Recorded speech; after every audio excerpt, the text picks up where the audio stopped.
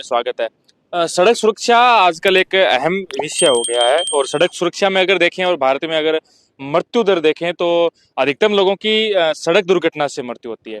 ऐसे में अगर सड़क सुरक्षा को लेकर जागरूकता लोगों में आए तो खूब सारे जो लोग हैं, यानी अगर आप सड़क पर चल रहे हैं बाइक से तो हेलमेट पहनना, गाड़ी से सीट बेल्ट या गाड़ी के नियम, बसों के नियम, स्कूल वैनों के नियम। ऐसे में आजकल सोशल मीडिया पर एक बड़ा प्रसिद्ध चेहरा है राय सिंह जी। और राय सिंह जी मैं आपको बता दूं जो नौहर जो डीटीओ ऑफिस है वहाँ पे आरटीओ की पोस्ट पे है। और ऐसे में आपको बता दूं कि राय सिंह जी सोशल मीडिया पे खूब प्रसिद्ध हैं और ऐसे में लोगों को जागरूक करना जो आजकल एक तरीके से कहें तो सोशल मीडिया की जागरूकता ने लोगों में खूब बदलाव लाया है। इनके नौर में आने के बाद तकरीबन ये 6-7 महीने से नौर में है। ऐसे में लोग हेलमेट के प्रति, सीट बेल्ट के प्रति, बसों में सवारियों के प्रति खूब उन लोगों में जागरूकता आई है। ऐसे में आज राय सिंह जी हमें स्पेशल मिले थे, भादरा के कर्णपुरा गांव में ये आए हुए थे और हमारे साथ अभी राय सिंह जी मौजूद। राय सिंह जी नमस्कार। नमस्कार जी। अरे साहब, अभी सड़क सुरक्षा का आप अभियान चलाए हुए हैं और सरकार भी बहुत सारे अभियान चलाती रहती है।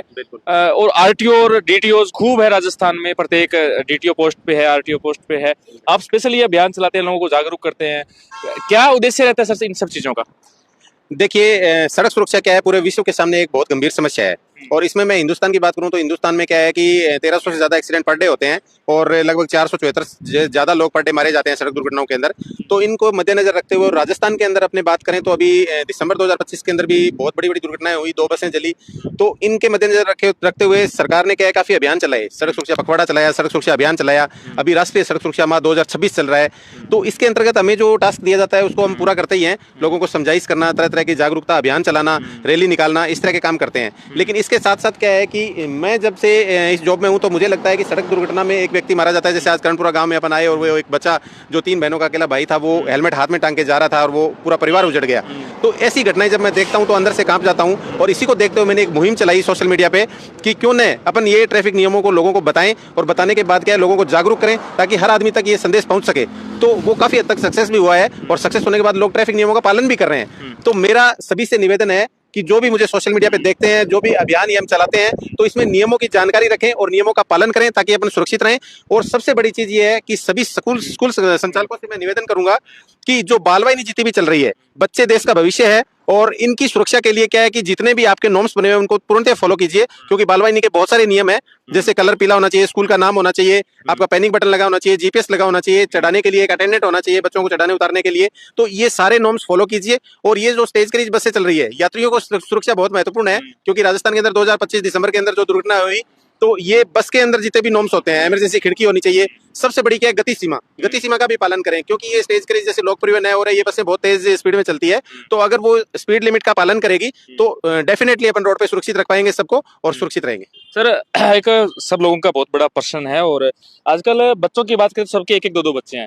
स्कूलों में बच्चे पढ़ते हैं, खूब महंगी फीस उनकी लगती है और स्कूल की जो वैन है वो आपके विभाग के अंतर्गत ही आती है। किंतु आज जो नौहर जो डीटीओ आरटीओ क्षेत्र है उसकी अगर सारी स्कूल बसों को देखें तो आधे से ज्यादा बसें हैं वो नियमों को फॉलो नहीं करती है। ऐसे में आपके खूब सारे अभियान चलते हैं, आप बसों को जांच भी करते रहते हैं। सर, उन पे एक ऐसा ठोस कोई कदम उठाया जाए ताकि आप बसों की सीटें देखेंगे तो उनके नेट नहीं मिलेंगे, आप बसों को देखेंगे तो उनमें सही से कैमरे नहीं मिलेंगे, आपको खूब सारे रिकॉर्ड भी लोग उपलब्ध करवा देंगे अगर आप कहेंगे तो। उनके लिए सर आप कोई ऐसा अभियान चलाओ कि अभियान चलाएं या उन पे कोई ऐसा शिकंजा कैसा जाए कि लोगों के बच्चों की स्पेशल दोस्तों सुरक्षा हो। बिल्कुल, डेफिनेटली आपने सही कहा। और इसी के मद्देनजर रखते हुए हमने अभी क्या 2 महीने पहले ही एक अभियान चलाया था, जिसके अंदर हमने देखा कि आपने नौहर जो डीटीओ ऑफिस है उसके अंदर लगभग 580 प्लस बसेज है बालवाहिनी। तो इसके अंदर क्या है कि हमने देखा कि लगभग 100 से 150 बसों की फिटनेस नहीं है, कोई पुरानी हो गई है, तो हमने उसकी 150 बसों की लगभग आरसी भी निरस्त करी है। और इसके अलावा स्कूल संचालकों और जिला शिक्षा अधिकारी और इनको सबको लेटर लिख के इनको बताया भी है कि ये सारे नॉर्म्स पूरा कर लीजिए, अन्यथा फिर रोड पे चालान, जुर्माना, जब्त की कार्रवाई होगी। और उसी के रिगार्डिंग मैं देखता हूँ कि जब मैं ऑफिस के अंदर फिटनेस के लिए देखता हूँ तो लगभग 20 से 25 बसें डेली चेक होने के लिए आ रही है। तो काफी दिनों से मैं ये काम कर रहा हूं, तो मेरे ख्याल से कि 200 से 250 बसें तो मैंने चेक कर दी है, वो फिट हो गई है। इसके अलावा हम रोड पे निकलते हैं तो जो भी रोड पे गलत चलाता हुआ मिलता है या बालवाहिनी के नॉर्म्स पूरे नहीं है तो उसको हम जब्त भी करते हैं, जुर्माना भी करते हैं। सर, अब आप सोशल मीडिया पे फेमस भी हैं, आपके अच्छे खासे फॉलोअर्स भी हैं, तो जो आमजन है, जो नौर की जनता है, उन लोगों के लिए भी सर ऐसा कोई नंबर हो, ऐसा कोई आपके सोशल मीडिया पे कि आपको कोई मान लो बस की फोटो भेज दे, कोई ऐसी कोई चीज की फोटो भेजे जो नियमों का पालन ना करती हो, उन पे कार्रवाई की जाए, ऐसा कोई पब्लिक एक प्लेटफॉर्म उन लोगों के लिए?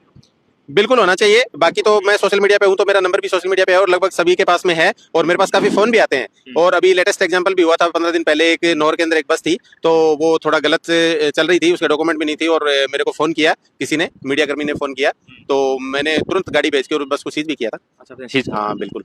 चलिए, ये जो स्लीपर बसेस चलती हैं जैसे नौर से, भादरा से, फतेहाबाद से यहाँ आती है, यहाँ से खूब सारी बसें गुजरती भी है, उनमें सर बहुत सारी कह सकते हैं कि कमियां देखने को मिलती है, क्योंकि जिस हिसाब से किराया लिया जाता है वैसी सुविधाएं नहीं मिलती है। अभी इमरजेंसी गेट तो एक बहुत बड़ा पॉइंट हो गया है, वो भी एक फॉर्मेलिटी के लिए मतलब करते हैं कि हाँ अभी कोई अगर रोक ले आप जैसा अधिकारी तो उनको दिखाया जा सके।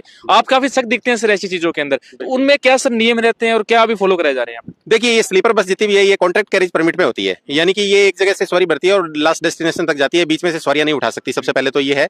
और दूसरी चीज ये है कि इसमें जैसे इमरजेंसी विंडो है और फायर का जो होता है वो लगा होना चाहिए, फायर की कंडीशन में उसको बुझाया जा सके। और सबसे बड़ी चीज के इनके ऊपर पहले कैरियर लगे हुए थे, ये माल ढोने का काम भी करते थे, तो वो भी क्या है कि सब बसों का उतार दिया है लगभग, क्योंकि वो भी क्या है मनोरपुरा जयपुर के अंदर एक बस जल गई थी जिसमें क्या कैरियर लगा हुआ था और उसके ऊपर सिलेंडर वगैरह लदे हुए थे, उसमें करंट आ गया था तारों से, तो वो जल गई थी। उसके बाद से क्या है माननीय कमिश्नर महोदय ने हमें आदेश दिया कि किसी भी बस के लगेज कैरियर नहीं होना चाहिए, तो हमने लगभग यानी कि 99.99% बसों के कैरियर उतार दिए हैं और कोई एक आधी बची हुई है तो वो जैसे आएगी तो उसको जब्त करके तुरंत उतारा जाएगा। और इमरजेंसी विंडो भी सभी बसों में निकाल दी है और हर स्लीपर पे इन बसों में एक हैमर होना चाहिए ताकि इमरजेंसी के अंदर क्या है कि व्यक्ति अब शीशा तोड़ के बाहर आ सके। सर अभी जैसे सड़क सुरक्षा को देखते हैं, सड़क दुर्घटनाओं को देखते हैं, तो जितनी सड़क दुर्घटनाएं होती है उसमें से 50% जो है वो ओवरटेक की वजह से होती है।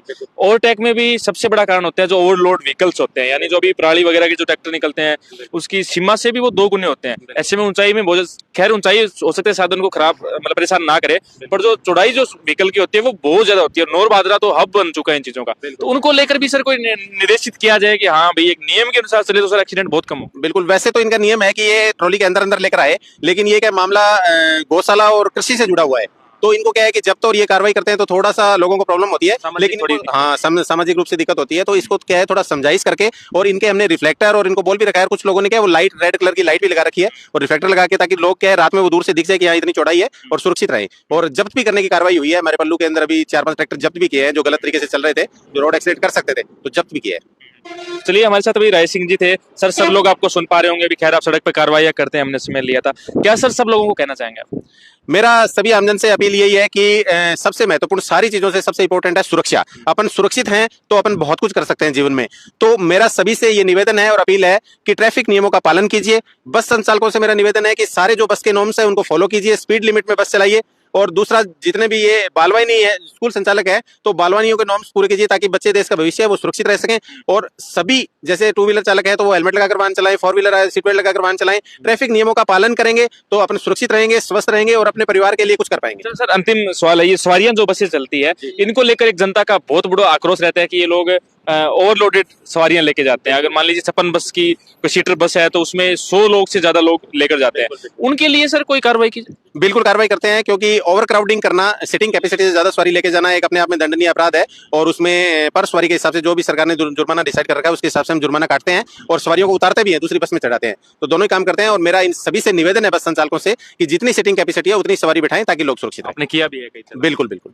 चलिए, राय सिंह जी हमारे साथ है। राय सिंह जी सोशल मीडिया पे खूब प्रसिद्ध है और ऐसे में ये नियमों को लेकर काफी सख्त दिखाई देते हैं, जो सड़क सुरक्षा को लेकर नियम है। तो आप सब लोग भी इस वीडियो को शेयर करें और अगर आप विशेष रूप से अगर बाइक चलाते हैं तो ऐसे समय में स्पेशली आप ध्यान रखें कि हेलमेट लगाकर चले। सर एक और सवाल है, जो लाइटों को लेकर एक सर लोगों का प्रश्न रहता है कि जो गाड़ियों पे जो लाइटें लगाते हैं पीले रंग की और रंग की, तो प्रॉपर नियम क्या है, कौन सी लगा के चल सकते हैं?